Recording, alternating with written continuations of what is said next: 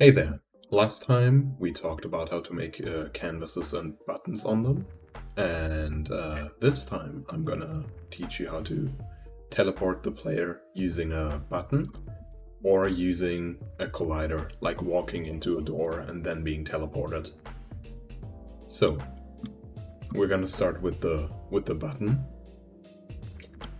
Like I said, I showed you in the last tutorial how to make these. I'm gonna link the video in the description. If you haven't seen it, I would highly recommend you. If you already know how to do canvases and buttons, you're good to go.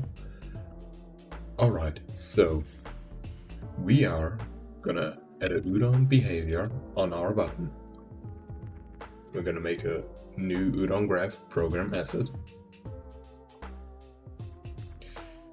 When we have this, we can open our Udon graph, and we can also go to our button in our inspector and add a new, I don't even know what these are called. Oh yeah, on click events. So we're gonna drag our Udon behavior in here, go to no function, go to Udon behavior, and add a send custom event string. We're just gonna call this teleport. So we go into our Udon graph now. We go to, by the way, I open this menu when I'm in here just by pressing space on my keyboard. So we go in here and search for custom event. Now we can write our teleport in here.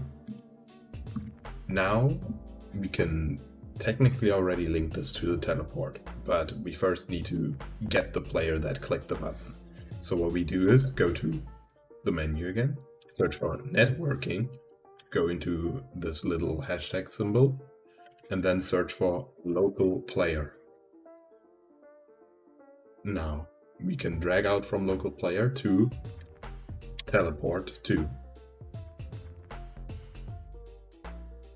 So this is technically already all we need. You could write your values in here manually now, and that would work perfectly fine. But what I like to do is actually go back to our scene and add an empty game object. So we have this here. I just want to, for example, teleport us or our player like up here. So I'm going to take this empty game object and, I don't know, move it where I want it. For example, here. And maybe I want it to face the other direction. So there we go. The blue arrow always indicates which direction the player will be facing. So I'm just gonna take this and rename it to teleport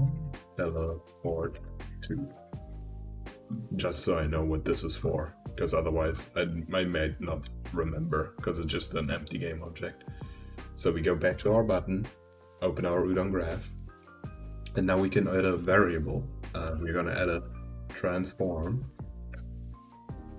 We're also gonna call this teleport to.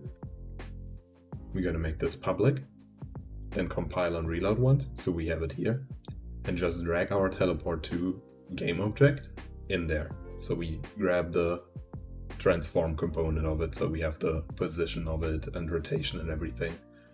So what we can do now is drag this in here and just drag out from the teleport to and get a get rotation, for example. So we're going to drag the get rotation into teleport rotation. And we're also going to drag out from here and get a get position. And we're going to drag that into the teleport position. When we have done that, we can compile and reload once. And if we now go into the SignMU view, so we can test it in Unity, I'm going to link that program in the description again. As soon as it loads, we are able to go here and press our new teleport button and get teleported up here. So just like we wanted, it just teleports us up there. But like I said, we're gonna do another thing too, because some people might want to walk into a door to actually get teleported somewhere. So what we need to do to make this work is we need a collider on this door. So we're going to add a component, and that needs to be a collider. In our case, a box collider. So, as you can already see, these like outlines of the door now have changed.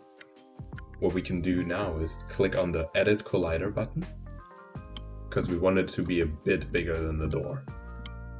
So we just drag it out a tiny bit. Like I'm just gonna drag it till here, just so I have like a centimeter of space down there. So what we do then is check the is trigger on here, and we can leave the Edit Collider mode. So same thing, get a Udon behavior. We're gonna make it, and we're gonna open it and go inside of it. We're gonna add a transform again, and we're also gonna call it this teleportation. Also public like the other one. So this is basically pretty much the same. We drag out from here, we get a get position, not local position, just get position. We're also gonna get rotation. So also again, we're gonna get networking, local player, and we're gonna drag to teleport to connect these up. Did them the wrong way, but that's fine. So this is connected. But now you're maybe asking yourself, we don't have like anything here. We can't set the custom event or anything, and like how are we gonna teleport? So if we go into our view again, and then we can search for on trigger enter, on player trigger enter. So if the player goes into the trigger, we will be teleported. Oh, by the way, I did something wrong. We do not want this, because if a player enters a trigger, this actually fires for every player, because every player sees that player enter the trigger. So we actually don't want this. What we want to do instead is drag out from the VRC player API player here, because that tells us what player touched the collider. So we just connect this to instance, the flow to the flow again, and rotation to rotation and position to position. If we now compile and reload this and go into the play mode with side menu,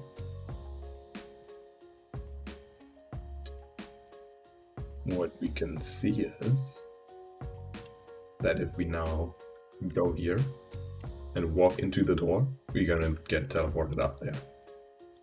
So just as we wanted, we're gonna get teleported as soon as we touch the door. This works from both sides, because as long as we touch the collider, we will get teleported. Our button also still works. So that's basically it.